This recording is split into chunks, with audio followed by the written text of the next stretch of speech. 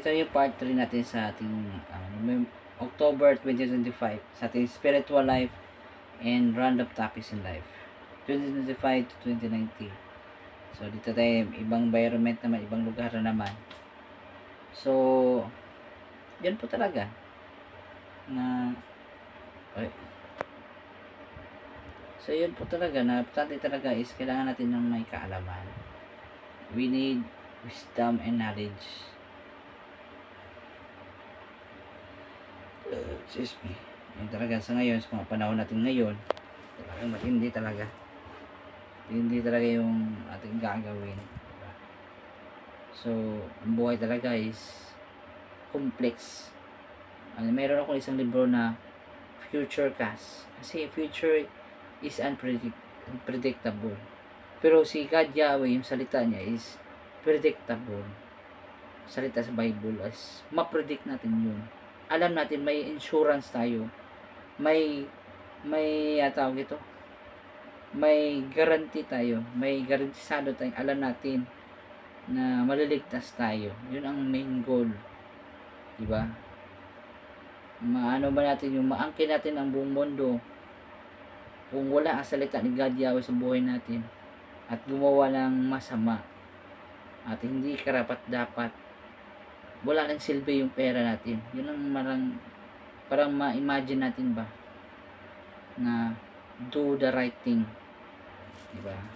Kung mag-business ka, maghanap buhay, magtrabaho, kita naman yun, pero wag natin dalalan sa mga masasama na paraan. Yun talaga na money is good, whether it's depend yung gagamitin mo ba sa sama-sama or hindi. Pero sa kaso kasi dito sa ating Pilipinas ngayon, sa bansa natin, kahit anong kayod natin, kahit anong trabaho, ganun pa rin yung sitwasyon natin, diba?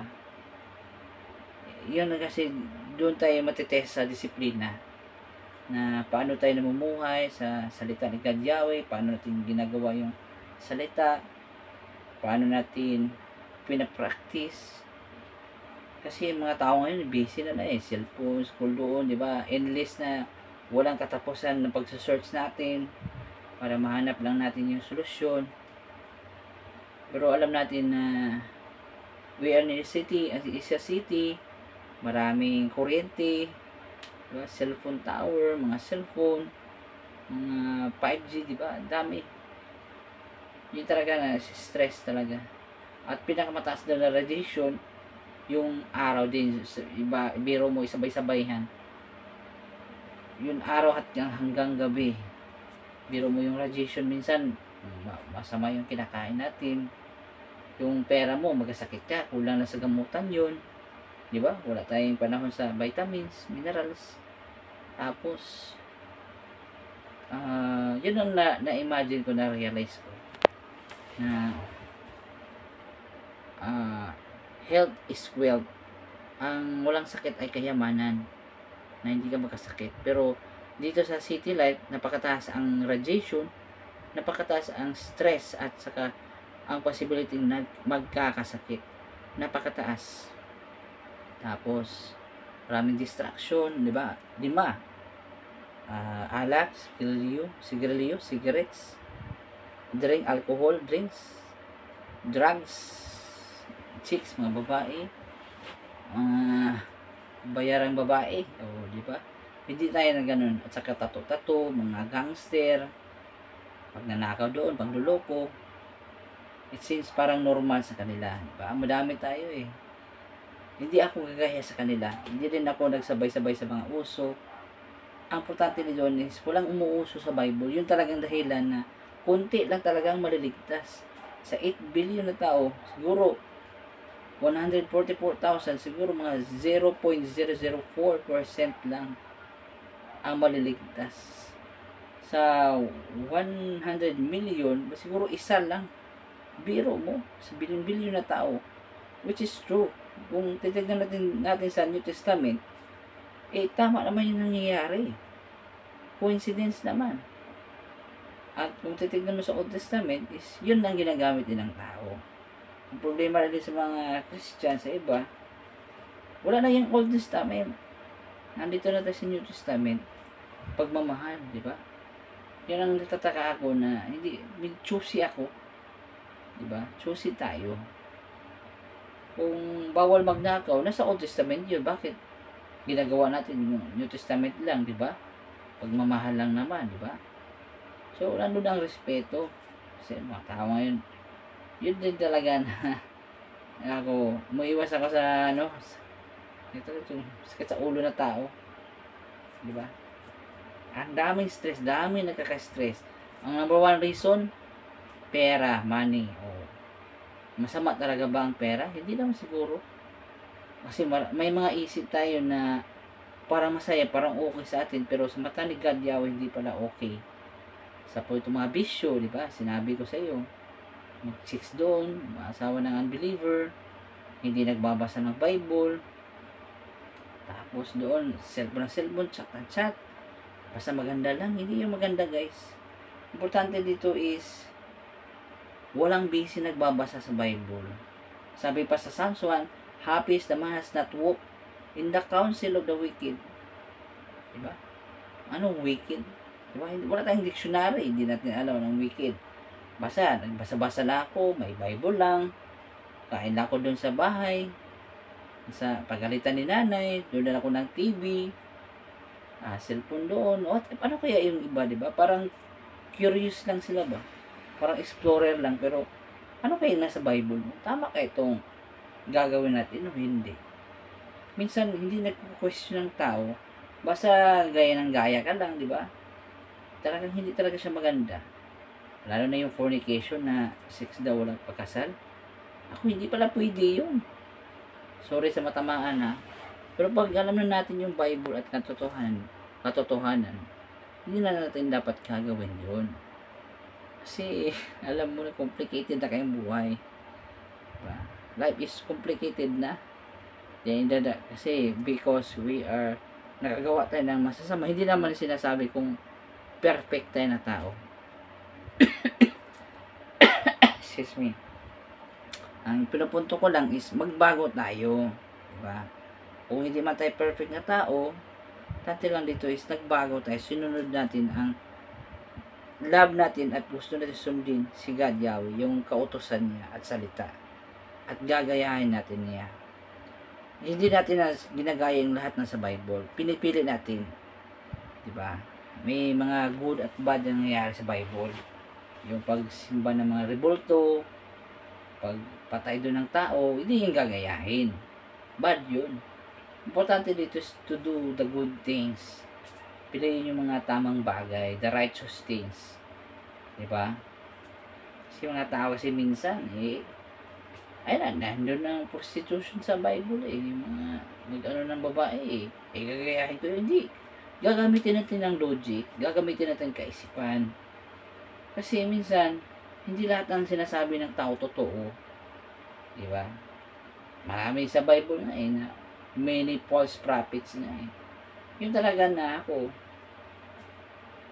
medyo messianic ka ba o hindi, or hindi ka naniniwala sa Messiah, or naniniwala sa Messiah, we all respect, but I have a personal space. Di ako nagiinom ng alak, chicks doon, nagrayo, nagdodroga, hindi. Kasi alam kong bawal yun. Hindi yung tama kang God Yahweh. Yun ang pinaka-importante. Kung may pamilya ka, is to provide them. At kung may bata ka, turuan mo sila ng tama. Hindi lang sapat yung bahay, pagkain, at pa-school mo lang sila, bigyan ng pera, hindi. Kailangan talaga ng skill ang mga bata na maghanap buhay. Diba? Kasi yung school din, dito naturuan ka lang maging empleyado. Pero sa ngayon, dami-dami nakagraduate, mataas ang competition, wala ding trabaho ang ending. Paglaki nila na i-train ng skill ang bata, i-train ng negosyo, pag-ipon, financial literacy. Kasi maghanap ng trabaho ngayon, even in the government, it's so hard. Lalo na sa Pilipinas. Kung may trabaho, pagod na pagod ka, mababang sahod mo, mahal ang bilihin. Hindi balanse. Tapos, may bisyo ka pa, di ba? May panggulo pa sa mga advertisement sa TV. Wala na akong panahon sa mga TV, mga Showtime, mga show diyan. Life is serious. Seryoso eh. Lalo na ang tao, mga kabataan na papasok pa sa pag-asawa. Ako, malaking gera talaga yan. Kahit may 30 mil, 20 mil ang buwan mo, hindi sapat yun. Totoo. Diba? Na kailangan natin na we must have a goal, mission. Kasi life is unpredictable. Pero ang salita ni God Yahweh is predictable. Yung salita niya na sa Bible, hindi na babago yan. Ang tao lang nagbago sa salita. Diba? Hindi ako naniniwala basta-basta. Kasi alam kong reading, you will find the truth. Hindi lahat ng libro. Piliin mo rin yung Bible, mga salita na wisdom. Kasi minsan, hindi lang, kasi kailangan mo balanse ka. Diba? May mundo ka na side, mayroon kang side kang God Yahweh. Kasi hindi naman pwede na puro ka lang dasal, di ka magtrabaho, di ba? Hindi rin maganda na puro ka lang trabaho, walang dasal, di ba? Balanse lang. Kasi ang mga tao ngayon, wala silang kaalam-alam sa Bible. Sakit, pera, enjoy dito. What's the purpose? What is the meaning of life? Minsan, hindi na tayo nag-question eh. Nagtatanong minsan sa sarili natin eh. Sunod ka lang ba sa mundo? O mayroon talaga? Ayun ang tanong ko. Mayroon ba talagang dapat papagawa si God Yahweh sa atin? Or gawa ka na ng sarili mong buhay na hindi ayon sa salita ni God Yahweh? Yun ang nakakatakot, na little knowledge, ang maliit na kaalaman ay dangerous. Diba?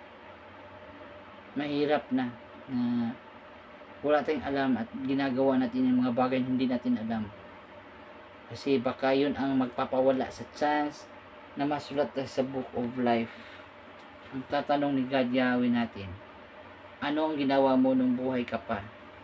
Pag namatay ang tao na hindi nagawa ang salita ni God Yahweh, delikado. Iba nga, liligtas kita doon sa purgatorio.